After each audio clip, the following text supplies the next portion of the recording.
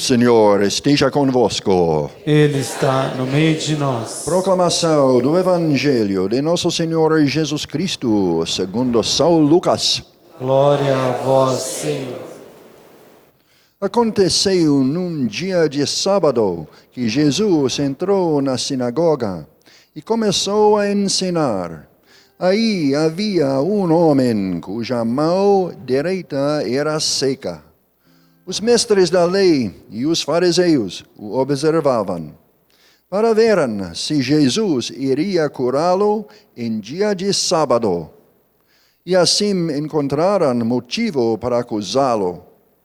Jesus, porém, conhecendo seus pensamentos, disse ao homem da mão seca: levanta-te e fica aqui no meio. Ele se levantou e ficou de pé. Disse-lhes Jesus: eu vos pergunto, o que é permitido fazer no sábado, o bem ou o mal?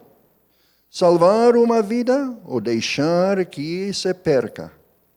Então Jesus olhou para todos os que estavam ao seu redor e disse ao homem: estenda a tua mão. O homem assim o fez, e sua mão ficou curada.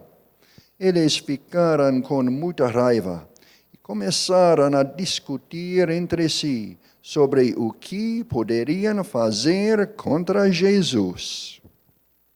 Palavra da salvação. Glória a vós, Senhor.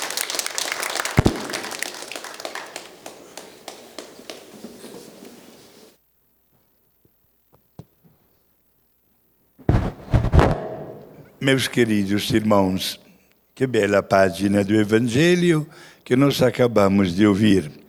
Jesus que mostra mais uma vez de ser Deus, que supera até as forças da natureza, mas sobretudo que tem uma grande ternura e compaixão para com todas aquelas pessoas que, direto ou indiretamente, não estão bem.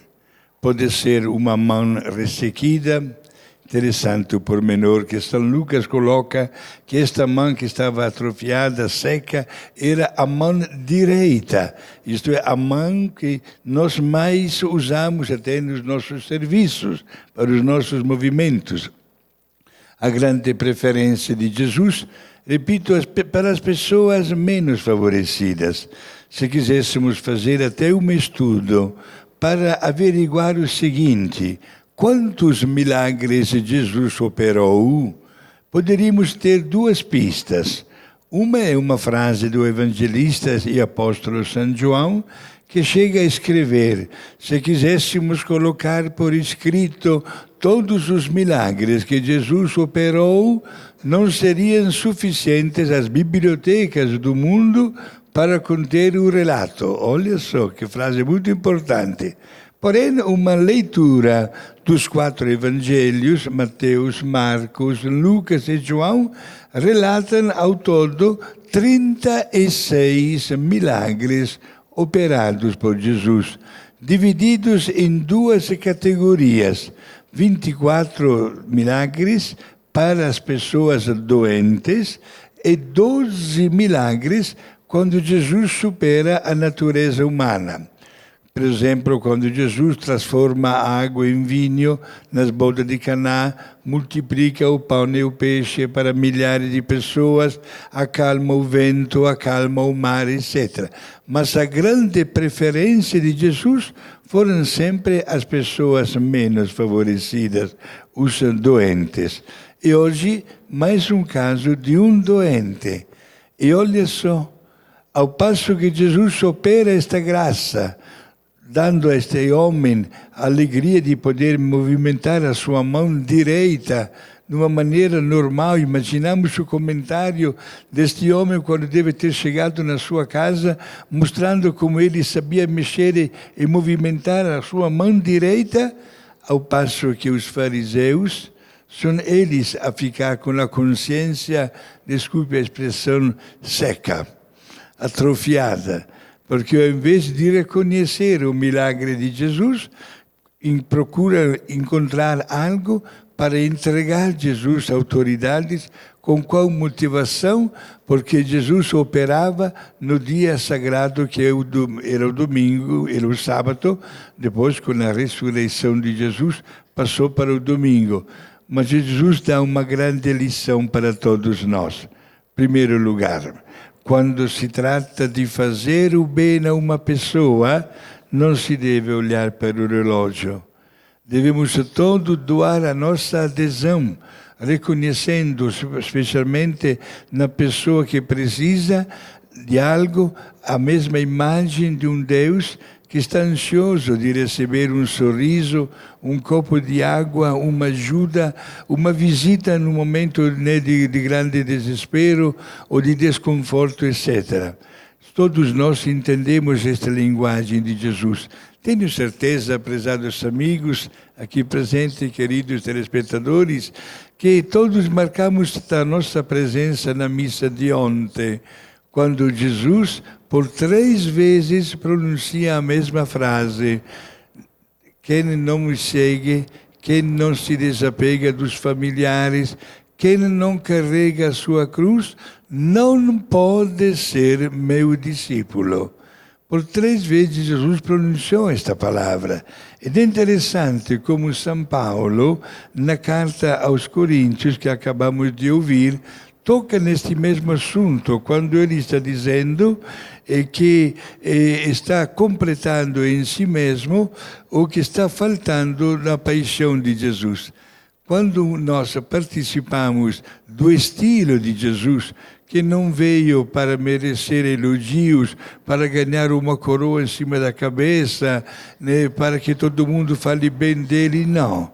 Ele veio para resgatar a humanidade de toda forma e de todo erro. Mas quando nós estamos seguindo a Jesus, é aí que a nossa inteligência se abre e não poderemos nunca ficarmos indiferentes diante de alguém que precisa de uma palavra amiga.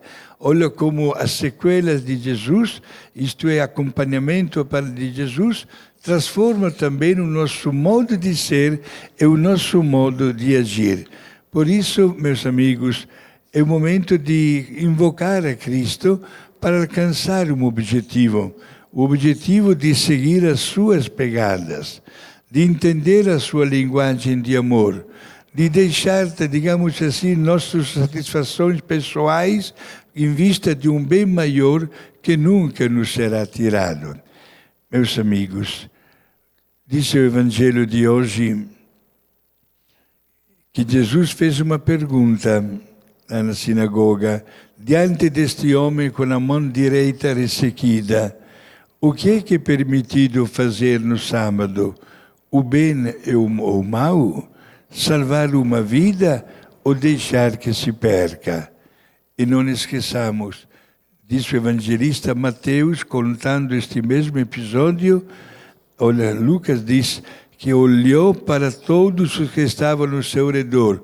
Mateus acrescenta um pormenor: olhou com raiva, olhou com um rosto não dos melhores, diante da dureza do coração daquelas pessoas que preferiram observar um legalismo diante da lei, ao invés de entender o significado da mesma lei divina, que é aquele de olhar para as pessoas como imagem e semelhança de Deus e operar sempre uma oportunidade de fazer o bem.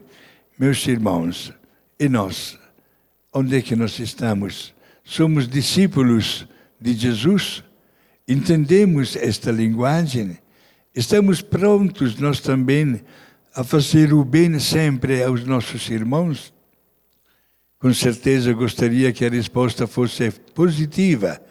E justamente a liturgia se transforma numa verdadeira meditação, num profundo exame de consciência que nos faz analisar o nosso comportamento.